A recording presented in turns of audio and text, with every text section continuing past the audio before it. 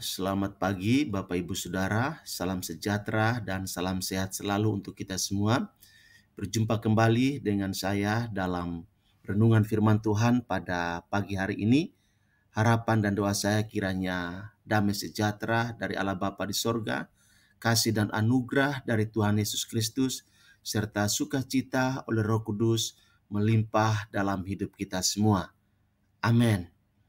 Bapak Ibu Saudara, pada kesempatan ini firman Tuhan yang akan kita baca dan renungkan bersama terambil dari 1 Yohanes 3 ayat yang ke-18. Demikian firman Tuhan. Anak-anakku, marilah kita mengasihi bukan dengan perkataan atau dengan lidah, tetapi dengan perbuatan dan dalam kebenaran.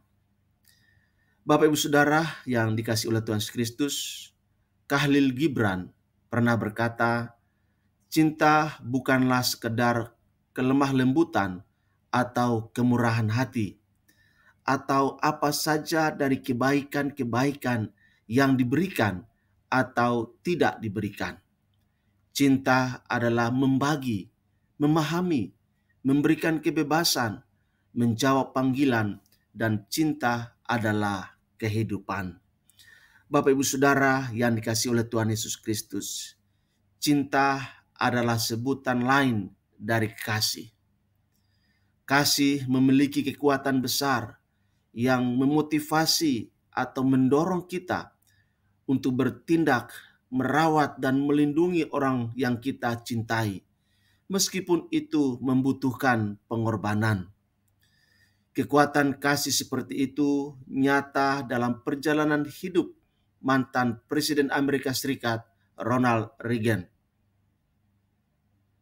Ronald Reagan dengan istrinya Nancy.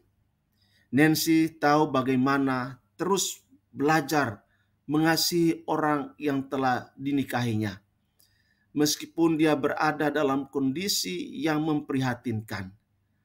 Reagan dan Nancy menikah tahun 1950.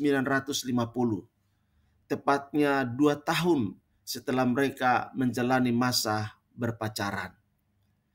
Tali pernikahan mereka berlanjut meskipun diwarnai oleh hal-hal tidak menyenangkan seperti yang dialami oleh pasangan suami istri pada umumnya. 54 tahun lamanya pasangan suami istri ini diikat oleh tali kasih yang kuat. Dan hanya maut yang mampu memisahkan mereka. Saat Reagan menjabat sebagai Presiden Amerika Serikat selama 2 periode, Nancy setia mendampinginya.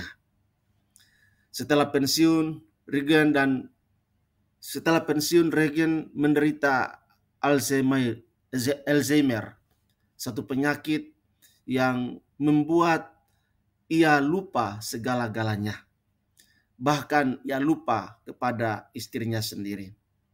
Bapak Ibu Saudara, pada masa-masa sulit dan butuh kesabaran yang ekstra itu, istrinya Nancy merawat suaminya dengan kasihnya yang besar. 10 tahun Reagan menderita Alzheimer dan Nancy terus merawatnya. Nancy hanya sekali meninggalkannya, yaitu pada waktu Reagan berada di ruang operasi. Di dalam kondisi yang memprihatinkan itu, Reagan pernah melontarkan kalimat yang mengejutkan bagi Nancy. Anda siapa?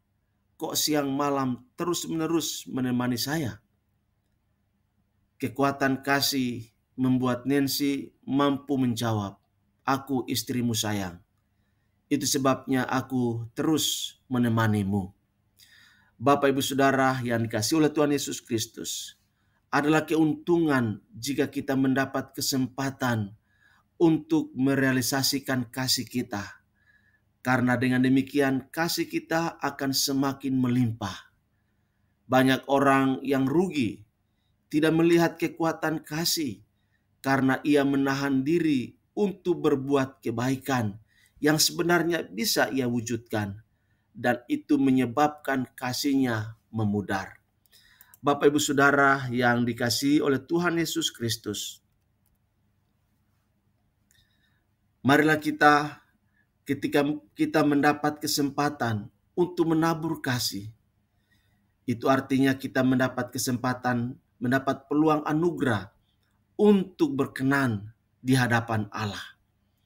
Marilah kita menyatakan kasih kita dengan sikap yang bersedia untuk melayani, untuk menolong, untuk berkorban, dan menyayangi mereka yang membutuhkan perhatian dan pertolongan dari kita. Kesempatan-kesempatan masih diberikan, peluang-peluang masih dibuka oleh Tuhan bagi kita. Kita yang telah mengalami kasih Allah di dalam kehidupan kita, biarlah dengan semangat kasih Allah yang sudah kita alami dalam hidup, kita terus berjuang untuk membagikan kasih kepada sesama kita, sehingga sesama kita boleh merasakan cinta kasih Allah melalui perbuatan-perbuatan kasih yang kita bagikan kepada orang lain. Sehingga semakin banyak orang dalam kesempatan hidup yang Tuhan berikan, mereka semakin banyak mengalami kasih Allah dan mereka juga bisa membagikan kasih Allah kepada orang lain. Bapak Ibu Saudara, biarlah kita menjadi pelaku-pelaku yang setia dari kasih Allah dalam kehidupan kita, kapanpun, dimanapun, dan dalam keadaan apapun. Biarlah kita semua boleh menjadi saluran kasih Allah bagi dunia ini. Tuhan memberkati kita sampai bertemu untuk renungan selanjutnya. Dan biarlah kita tetap semangat dan selalu bergantung kepada Tuhan Yesus. Tuhan Yesus memberkati dan salam untuk kita semua. Amin.